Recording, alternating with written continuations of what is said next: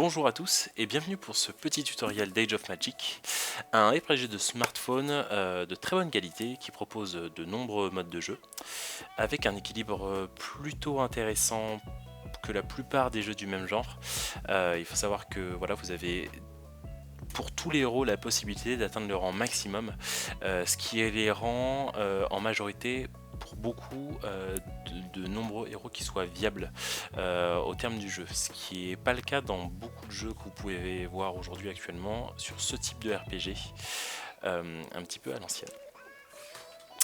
Alors Age of Magic, c'est un jeu qui récompense énormément l'activité du joueur quotidienne, et en particulier aussi des clans. C'est-à-dire que si vous avez un clan où vous avez ne serait-ce que 5 joueurs qui ne soient pas actifs, ça peut être extrêmement pénalisant, surtout s'ils ne jouent pas tous les jours.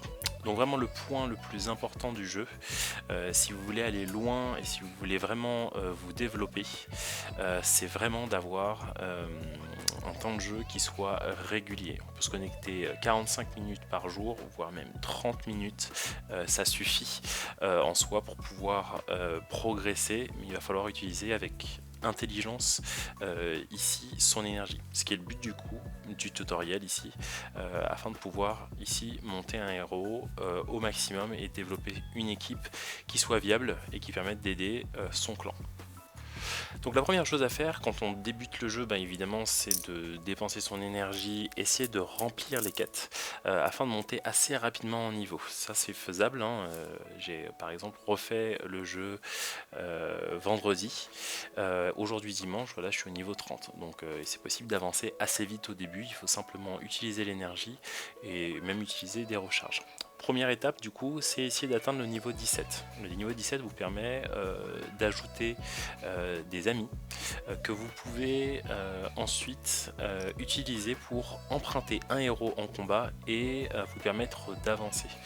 En particulier quand vous avez le niveau 20 et que vous avez un héros 80 dans votre équipe, du coup c'est très facile de pouvoir terminer cette manche. Vous n'aurez peut-être pas 3 étoiles, mais au moins vous allez pouvoir avancer dans votre campagne et aller un petit peu plus loin dans l'aventure. Et ensuite revenir plus tard quand vous avez une équipe plus forte pour pouvoir la terminer. Mais au moins ça vous permet d'avancer un petit peu plus loin. Donc la première étape, je dirais que c'est ça. Ensuite, la question qu'on me pose souvent, c'est quelle équipe on doit favoriser au départ. Et au départ, il vaut mieux favoriser une équipe de type lumière. Vous avez plus de héros qui sont disponibles, et en plus aujourd'hui, en mars 2020, vous avez depuis un petit moment la possibilité d'avoir, en s'inscrivant sur Facebook, en connectant son compte Facebook, Dents de Sabre, qui est un assez bon héros au tout départ et qui vous permet aussi d'aller chercher un petit peu plus d'efficacité dans votre équipe. Deuxième chose, vous avez également, alors là ça reste en option, c'est pas obligatoire du tout, mais vous avez le héros qui est heal et qui peut être très certainement un des premiers heals que vous pouvez avoir, qui est Lucky. Lorsque vous perdez votre premier combat, Lucky vous est proposé. C'est un des meilleurs héros du jeu, en tout cas à l'heure actuelle, parce qu'il possède toutes les palettes de heal en étant avec une bonne esquive. Enfin voilà, c'est vraiment un héros, c'est un must-have parmi les heals du jeu. Il rentre dans quasiment toutes les teams et voilà, il est vraiment très très bon. Donc c'est, je crois, 5 euros lorsque vous l'avez au tout départ. C'est vraiment le coup d'être dépensé. En tout cas, si vous avez l'argent, mais voilà, c'est un très très bon héros, faut pas hésiter.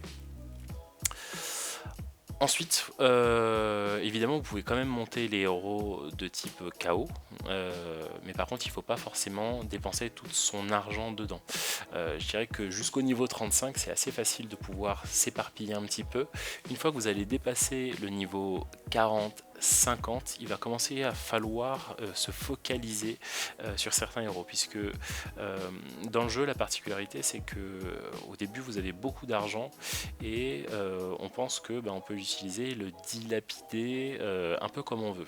Sauf que quand vous passez un certain cap, monter un héros en termes de niveau, ça coûte extrêmement cher. Et du coup, c'est quand même très très compliqué de pouvoir de pouvoir le monter directement. Donc vraiment, voilà, il ne faut pas du tout s'éparpiller, il faut se focaliser sur une équipe et essayer de viser très rapidement l'équipe type qu'on souhaite avoir. Voilà. Les joueurs qui font ça vont plus vite pour monter leurs équipes et vont beaucoup plus loin en termes de niveau.